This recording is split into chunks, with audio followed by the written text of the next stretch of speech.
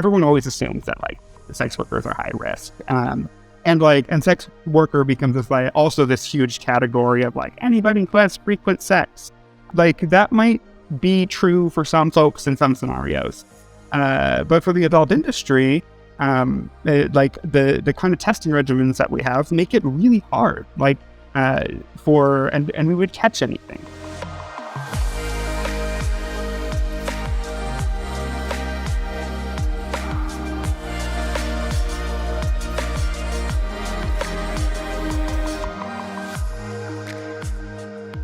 Thank you for joining us for another episode of On the Horizon, a podcast about what's on the horizon for sex workers and how to navigate it. I'm Melrose Michaels, and you can find me at Melrose Michaels on social and melrosemichaels.com. And I'm Lotus Lane, and you can find me on all social media at It's Lotus Lane, which is spelled ITSLOTUSLAIN. Also, just a reminder, if you're enjoying the podcast on Apple, to please leave us a 5-star review. That really helps us grow on the podcast and better share the information with our guests on the sex work community as a whole. Who misses free and affordable ads without the anti-sex work rhetoric? Assembly 4 is a team of sex workers and technologists from Melbourne, Australia, aiming to bring back free and fair advertising to the sex work community. They also give back to organizations based in harm reduction, sex work, and education. Stepping away from the clunky design of traditional platforms, their platform, Tris.link, is a refreshing and well-needed change in both presentation and mission. It's free to join and open to all. In the words of an A4 user, from the policies to the language to the advice and tips, it makes such a big difference to feel supported and encouraged instead of policed. Hello, I am Lotus Lane, and I'm here with my co-host, Melrose Michaels, and we have our guest, Mr. Ian O'Brien, here with us today to talk about the very sticky subject of misinformed makers of porn. And that really goes into the debunking of the myth within our own community. Yes. So with that said, Ian, can you please introduce yourself and why you know us and why you're here? Thank you so much for having me. My name is Ian O'Brien. I'm the executive director of PASS. We're Performer Availability Screening Services. We provide health and safety services to the adult industry, most notably operating the testing protocol that folks get tested for prior to being cleared to work on set. Prior to that, I worked with FSC, still work closely with FSC for 5 years. Here, Lotus and I have been colleagues at FSC for since 2018, 2017, something like that. And I thought you were going to say 20 years. I was like, what? 20 years. Yeah. No, yeah. It feels like 20 years. Right. I love that because there's so much misinformation going on in our community, especially around PASS and testing and what the protocols really look like, especially in like a very content trade kind of ecosystem that we're all seeing ourselves in right now. So, I mean, I guess we could start there, like in terms of misinformation, because we're all on Twitter and we're all like in the ecosystem of seeing the conversations being had. But there's a lot of misconceptions and misinformation around what the proper protocols are, especially from people not necessarily coming into adult from porn in the industry itself, but coming in from like the OnlyFans boom and in the fan site kind of era. Can you speak a little bit about that, Ian, and what you've kind of seen in your own experience? Sure. So there's been a radical transformation in how the industry is operating in just the past 5 years. And I'm sure been going on much longer than that, but the shift from like studio work to this specific content creation, kind of like decentralized aspect of it, I think has led rise to a lot of different strategies and folks finding information related to how they do the work that they do. There's not like a single source that people are kind of gathering things from. It's been really interesting from PASS, which was developed as a program, I think 2012, 2013, really to solve problems for studio testing, as this single centralized database where we partner with other labs to get information into it, and it left relatively untouched. And now we're in this new space of trying to solve for a variety of health issues, and a variety of strategies and kind of ways that people produce content. And we've been in a worldwide pandemic for the past several years, which has radically transformed the way everyone in the world operates and the way we trust information, particularly health information. And then on top of that, a stigmatized industry with workers that are not used to necessarily having all authoritative sources have their best interest in mind. I certainly understand how we've ended up in a place where trying to figure out who to trust, what information is real, and make the most of it makes a lot of sense. Yeah, I think a lot of what I've seen especially like you mentioned during the pandemic, there's one thing to have to get tested to be a performer and to collaborate with other performers, which is there's a protocol and there's an industry standard that a lot of us will follow. But then when you introduce something like COVID, or now there's even the introduction in the national emergency around monkeypox too, where now there's all these other elements coming into testing and what we need to make sure that we're being safe around. And how did PASS change in terms of the pandemic, and when did we start incorporating COVID testing into PASS testing as well? Sure. So pretty soon into the pandemic, when things became available, I think one of the benefits to our industry in COVID is that we already had a testing infrastructure in place, right? Folks were already very familiar with what that looked like. We had places for people to go already. And so it really wasn't this huge upheaval to change culture around it. I think the biggest challenge, though, has been, or before I get into challenges, when COVID first started rolling out, we were getting a bunch of interview requests and questions from Hollywood and other folks to kind of see what they can do to replicate our protocol. And our system is very basic. If not, it's just a very standard, are you cleared to work? Has people been tested for the things that we've said, yes or no?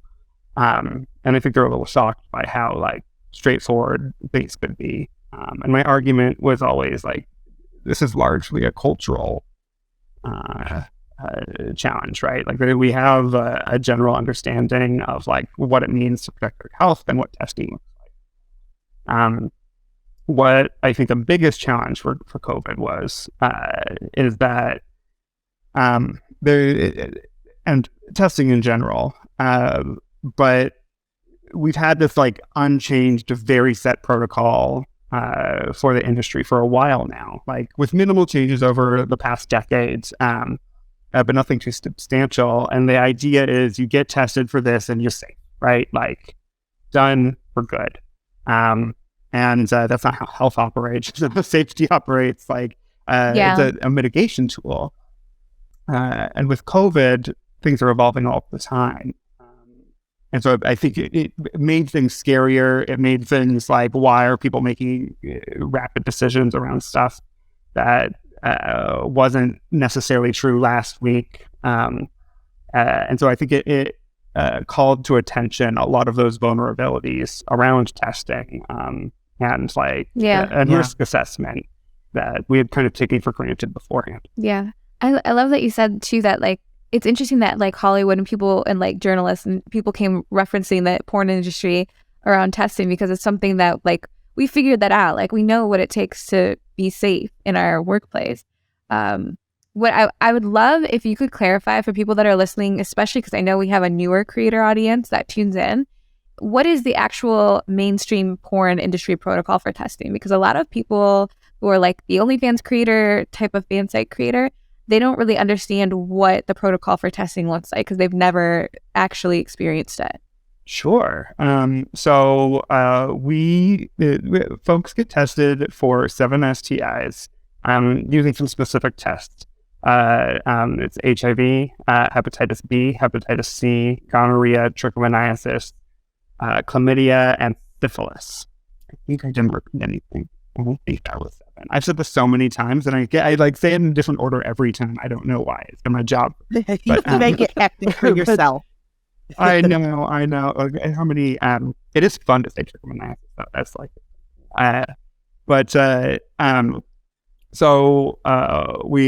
folks get tested for these 7 STIs, and they're cleared for 14 days post the time of the initial test. So, like, you get tested on a Monday, and then 2 weeks from that Monday, you'd be cleared despite when your test results come back. So, like, if your test results come back on a Tuesday, you're still cleared from Monday. Your test results come back on a Wednesday, you're still cleared from the Monday you got tested. What's interesting about, or unique about our panel is really the HIV test that we use.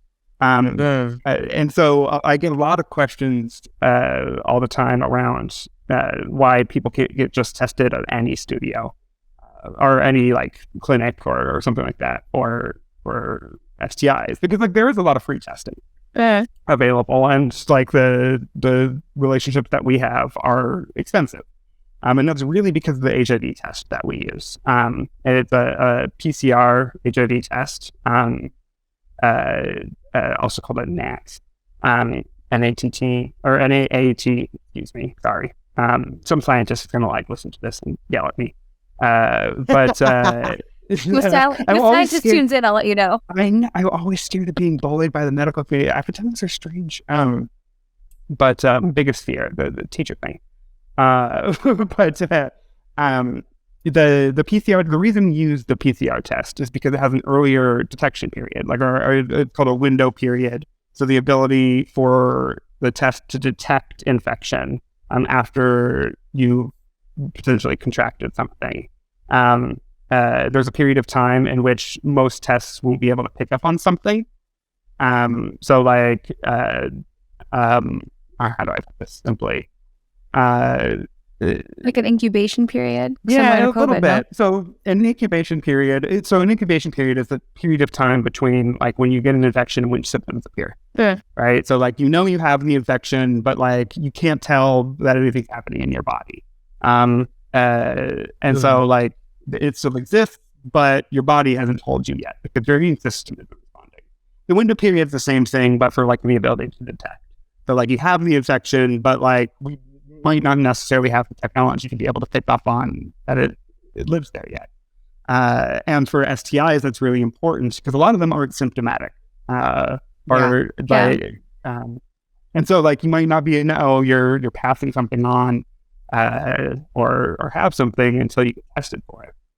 So and HIV, which has a really long incubation and dormancy period where you could have it for years and never know unless you got tested. It's really important that like we test for it as early as we can.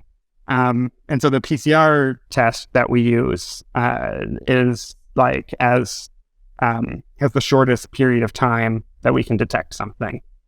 And most tests that you would go to at a clinic, which is this antibody antigen test, which is also reliable and a good test, but it has a little bit longer detection period.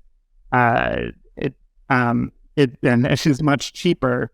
But it's a great test, and the reason that every like free clinic uses it is because most people are only getting tested once every 6 months at most. If that. Yeah, if that, right? Like, so like you don't have to have a really short detection period because you're testing for things that you've been doing in the past year. Yeah. For performers, because it's an occupational health and creators, there's an occupational health concern. We use this really short period to like really minimize risk. And the 14 days is tied to that window period as well, because the idea is if you were to get HIV within the kind of testing period, the clearance period, we'd be able to detect it prior to you being able to transmit it. So like if you like got tested, got HIV in the middle of that, the virus would still be replicating in your body. By the time you have to get tested and cleared again, we'd likely be able to detect it. So that's for that 14 days. I'm really glad you made that like specific note right there, because one of the main misinformation things that gets passed around, and it kind of almost seems like cyclical to be honest, is that HIV is infiltrating our testing system, and that, you know, people, whether they want to accuse one group of, whether it be like gay men, or whether it be bi men, or whether it be trans people, or whether it be escorts, and people that provide full service sex work, there's always some group that people are blaming the potential infiltration of HIV upon in our industry. So I really feel like what you just said speaks directly to that. Like, how likely is it, and how common is it that there actually is HIV infiltrating our system, past system? So since the inception of PASS, there has not been an onset transmission of HIV, which is incredible. It's a remarkable feat. Not one. That's a mic drop moment right there. I know, like that's a huge public health thing. Like when I talk to colleagues in public health, everyone always assumes that like sex workers are high risk, right? And sex worker becomes this huge category of like anybody who has frequent sex, and like money is involved in some part of the process, and like that might be true for some folks in some scenarios. But for the adult industry, like the kind of testing regimens that we have make it really hard. And we would catch anything. So like it's like that. We don't have a huge incidence rate in that regard. That is like I think testing and the kind of like mechanics of testing are really underlooked as prevention tools. Right. Because also, you know, what this made me remember is how there's like emerging STIs that we are now aware of because of our very rigorous testing system. So it's almost like the opposite of the misinformation and the propaganda that's being put out there. We're not adding and infiltrating STIs into our testing system, into our performer pool. We're actually identifying new ones that haven't even necessarily been identified out in the public medical space. Ian, I know you know what I'm about to get into. MGen, our most recent emerging virus that's been like emerging. How dare I say that again? But yeah, seriously, I myself don't even know that much about it because it's so new, but speak a little bit about how we kind of came across that with what we do at PASS. So like we were actually informed by performers about this, which I think is another like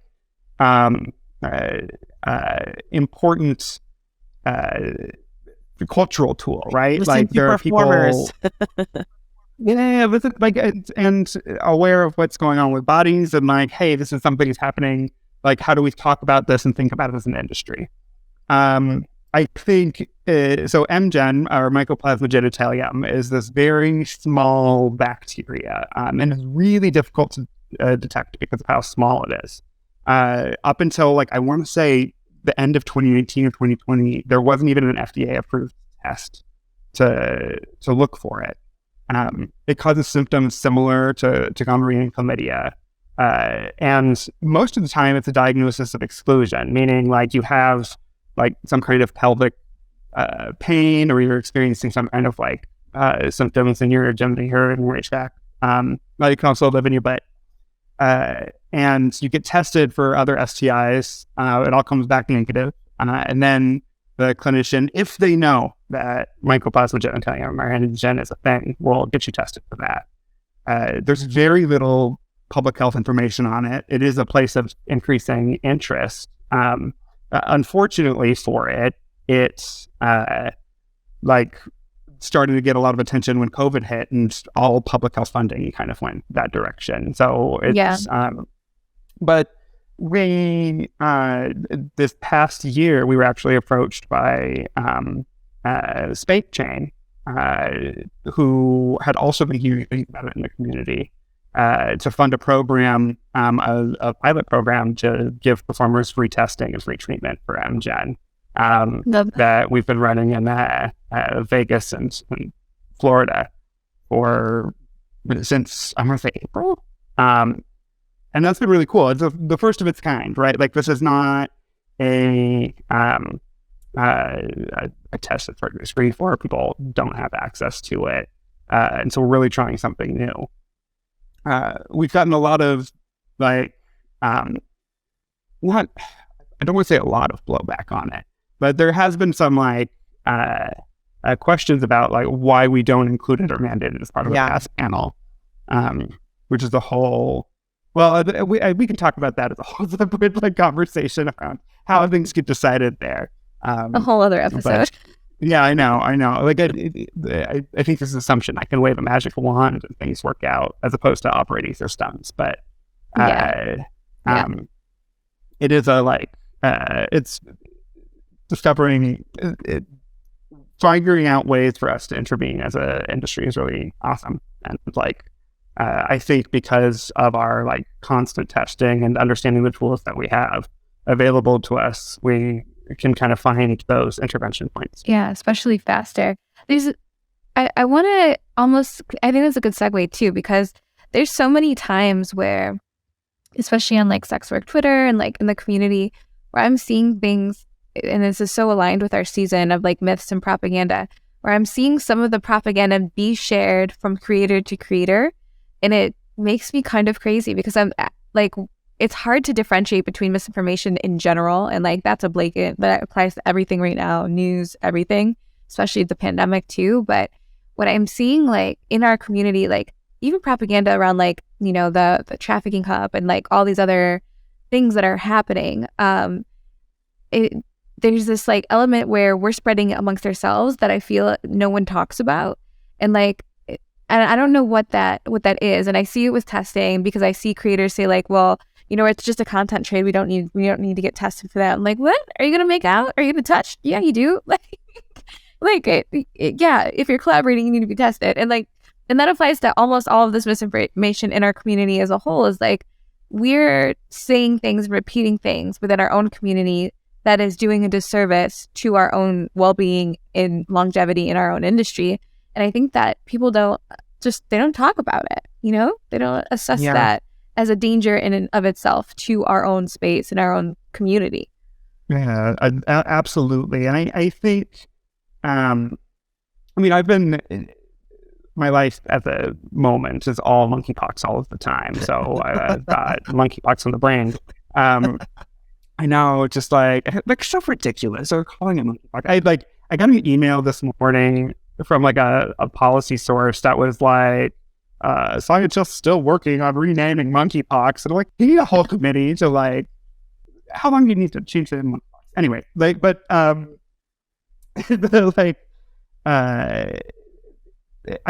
that kind of misinformation is not unique to our community. I've been really following what's happening with LGBT men, gay and queer men communities around monkeypox and kind of the struggles there. And I think part of I hate throwing stigma for a reason for everything, but I do think when the broader community doesn't reflect who you are, and you can't necessarily trust them to understand your specific needs, it's harder to believe in authority sources. And that's my armchair sociological look at this. There are definitely smarter people with more insight as to why that occurs. But to me personally, when I think of health systems, that is why trust is so important as a piece of it, right? Whether monkeypox or MGen or really HIV, building trust and figuring out how to do that, I think, is critical for navigating and creating health systems and spreading effective information. For HIV, we know what the science is. Like, it is very, like, anytime we talk about HIV in the industry, everything blows up and people are scared that we're doing something like that. We're gonna secretly cause people to have HIV or like force them to work with folks that they don't want to work with, right? Or like, and I don't know where they think like what would be my incentive there, like as the health person for the industry, because you're not really the health person. You're a secret mole sent by the powers that be to put HIV in everyone. No, that's what I'm talking about. People have these thoughts that come from out of the blue that think, and who would even be these powers that be? Who would benefit from this thought that we're doing this kind of stuff? And I mean, it is both ridiculous, and I get the like fear of the unknown, right? Like, and I also like, I'm not a person that likes to be in front of a camera, and I'm still not. I'm here because I love Lotus and will do whatever she asks me. And I'm trying to be better at like getting information out there. But I think part of me not getting out has been detrimental in that like people don't know what's happening behind the scenes, right? Like there's no faith, they don't know who's making the decision. It's like this like weird body that's like making decisions, and it's posted like a bunch of nerds that are like coming up with like hyper specific ways to care about people and are like really worried about fear and trust, and so like the topic of HIV, we know that undetectable equals untransmittable. Like we have like years and years and rigorous studies of evidence that like, and every single scenario that anyone has ever invented around whether or not this is going to transmit if somebody has viral suppression of HIV. And when we remotely suggest that we might develop some sort of system for HIV positive individuals to be able to like meet their other sexual health needs, even if it's not like related to any of the other testing we do, people freak out. And I think a lot of that is because we haven't built strong trust. Like, when I say that, do you believe me? like that we're not going to hurt you. Yeah. That we care about you. That this is all about care. And I think sometimes leading with facts doesn't matter if people are scared. Yeah. Yeah. And so I think that's my maybe naive intervention point, but that's where I think, or at least where I try to base our actions from. Yeah, I think something you said stood out, which was that it revolves so much around trust and like trusted resources. And I was wondering if you could share what you would suggest, like in terms of like resources for creators to keep tabs on and like look into, so that they know that they can get information that's valid and share information that's valid. So, I mean, PASS tries to do that. I'm laughing here, and I use the word try, not because we're putting out anything false, but because like we are a resource, but it's also like, trust me, we're doing it right? Like in order to trust me as a resource, you have to trust me. But passprovide.org, we have a bunch of information on there that we update regularly with our testing protocols, information about the things that we test for, what we're doing. FSC has become a great source of so freespeechcoalition.com of like available resources for the industry.